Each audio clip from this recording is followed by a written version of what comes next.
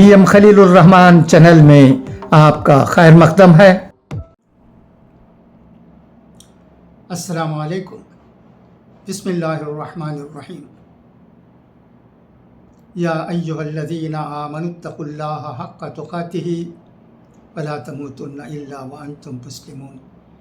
بہت ہی افسوس کے ساتھ یہ خبر سنی گئی ہے کہ آمبور میں مرحوم نترسا عبدالرشید صاحب کے بیٹے نترسا سلیم الرحمان صاحب کا انتقال ہو گیا ہے۔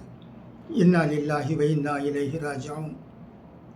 مرحوم نترسا شفیق احمد صاحب، نترسا شعیب احمد صاحب اور نترسا سمیع الرحمان صاحب کے والد اور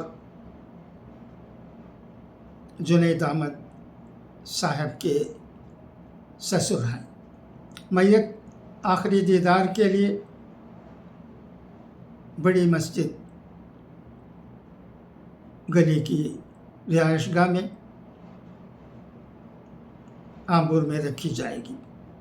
انشاءاللہ کل آمبور کی جامع مسجد میں بعد نماز ظہر مرحوم کی نماز جنازہ ادا کی جائے گی۔